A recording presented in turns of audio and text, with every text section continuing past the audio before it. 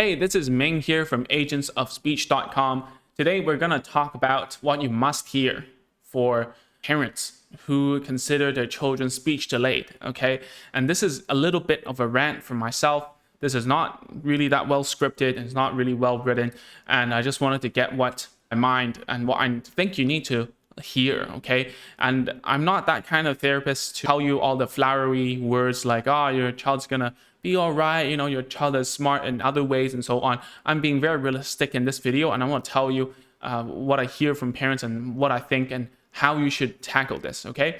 The first thing I want to talk about is that speech delayed is an overgeneralized term.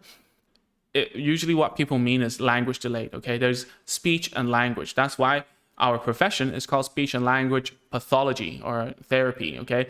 The reason being, speech means the ability to make sounds that are speech sounds, right? So for instance, if you have speech sound errors, meaning some people will omit some sounds or substitute some sounds, you know, make a lot of mistakes when they're speaking. Okay, those are speech errors, meaning they are speaking in words, but the sounds are off. The pronunciation is wrong, okay? That's speech. Language, on the other hand, is actually if they know the words or not, if they're getting the grammar correct, if they have how long of a sentence can they speak, so on and so forth, right? So speech and language is different. Usually when parents tell me, oh, my child is speech delayed, most of the time they might mean actually language delayed. And actually, I don't have it at hand, right? Most of the time, it's both speech and language delayed, all right? But we should always teach language before speech. And I'll get to this in a minute, okay? So let's talk about autism and red flag.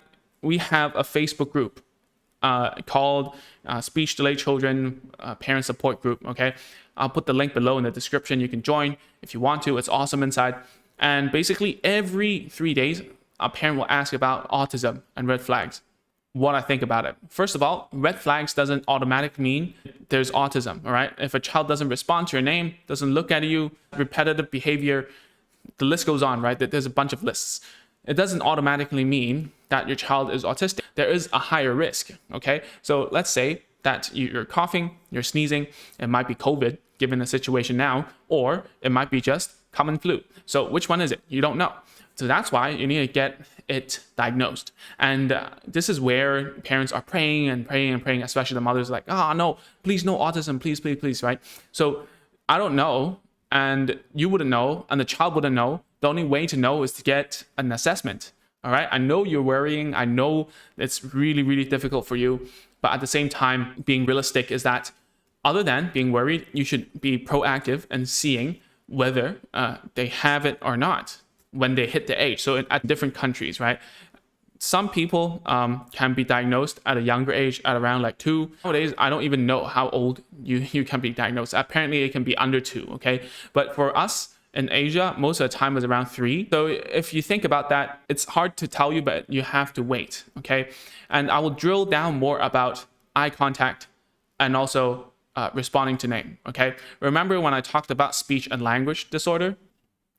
So in speech and language disorder, right, we are actually dealing with the language part, okay? Most of the time, if a child is not responding to a name, is not looking at you, is a common trait of autism and language delayed or disordered children, all right? So what does that mean? The outlook looks around the same, all right? And to help them, to teach them to look at you, it's not by, you know, telling them to look at you and all that. We have a separate video about eye contact. You can go take a look at it.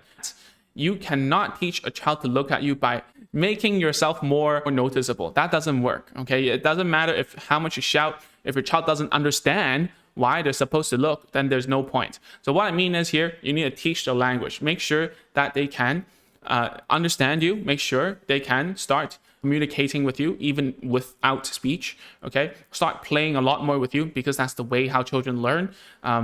We know this since forever, but somehow when we teach children, we want to go into teaching mode right away, and we want the child to be in learning mode, and we want them to stay focused. And a lot of parents will say, my child is not focused, not attentive. Whenever I teach them something, they run away and so on, right? So this is something you have to work on, not by sitting them down and teaching them and expecting them to learn from you at like 2 or 3 years old. And then a mother would tell me, right, it might be you might say, hey, My friend's 3-year-old can sit down and do a lot of things with the mom. How come mine can't? Well, obviously, your friend's child is typically developing. Your child, who you're comparing with, is language delayed, or speech and language delayed for that matter, right?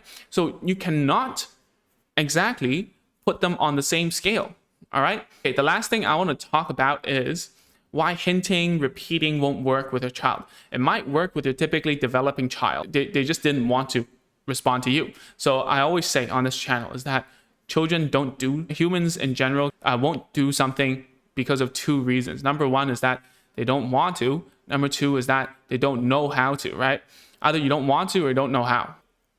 That's why when you repeat and hint and keep on saying, hey, say whatever, say mommy first, say daddy first, look first, it won't work, is because it's not helping either of the reasons. It becomes even harder for them to want to communicate with you because you're so repetitive. It doesn't make sense. They're like, I can ignore this. I'll just keep ignoring, right? If they don't know something, if they don't know how to communicate with you, then if you repeat and hint and over again, are you helping them to achieve something that they find really difficult? You're not. So when you're hinting and repeating, it doesn't work. What you need to do is to take something hard like speech and lower it into something that's easier, such as doing a gesture and so on. Right? Doing a gesture, doing an action, just tapping you or whatever, make it easier for them to communicate. You're not teaching the speech per se, you're teaching the concept of initiating communication with you.